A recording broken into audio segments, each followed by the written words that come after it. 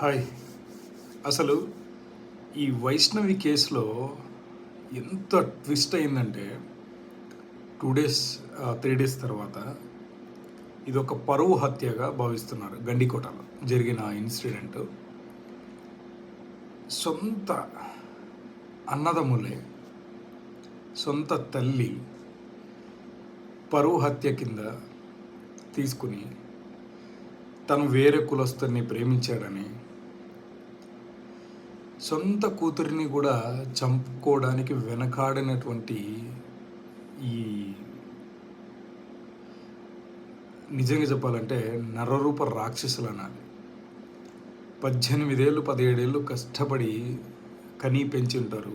అది అమ్మాయి తప్ప లేకపోతే అబ్బాయి తప్ప అనేది పక్కన పెడితే నిర్దాక్షిణంగా ఒక ప్రాణం తీయడం అనేది ఎంతవరకు కరెక్ట్? ఒకవేళ తను తప్పే చేసింది అనుకోండి, తనకి ఇంకా బ్రతకడానికి అవకాశమే లేదా? అంటే ప్రేమించిన వాళ్ళు ప్రతి ఒక్కరిని చంపేసుకుంటూ వెళ్ళిపోతారా? తను ఇష్టపడింది, నెక్స్ట్ ఏంటి, ఏం చేయాలి అనేది ఇంకా వేరే పరిహారం అనేదే ఉండదా? చాలా దారుణంగా చంపారు. రైట్ సైడు కొట్టింటే లివర్ లోపల, లివర్ అది పెద్ద ఆర్గన్ మన బాడీలో, ఆ లివర్ పగిలిపోయింది. అసలు ఒక మనిషిని అంత హింసించి చంపారంటే తను చనిపోయే ముందు ఎంత నరకం అనుభవించి ఉంటుంది. ఈ పరువు హత్యల గురించి పరువు పోతుందనో ఇంకోటి ఏమవుతుంది,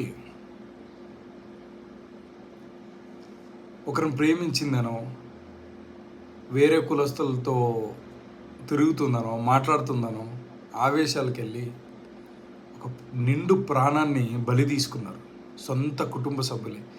ఇక ఆడపిల్ల సొంత అన్నదమ్ముల దగ్గరనే ఇలా జరుగుతుంది అంటే ఇంకా బయట వాళ్ళని ఎలా నమ్ముతుంది? ఏది ఏమైనా ఆడపిల్లకి ఎక్కడా రక్షణ లేదు.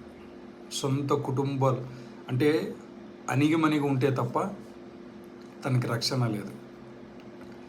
ఇంట్లోనే శత్రువులుగా మారి తన ప్రాణం ఎప్పుడు పోతుందో తెలియదు. నిజంగా అమ్మాయిలు బ్రతుకు అనేది చాలా దారుణంగా ఉంది. మన భారతదేశంలో అయితే మాత్రం ఈ పరువు హత్యల కిందనే చాలామందిని చంపేశారు ఆడపిల్లల్ని. షేమ్.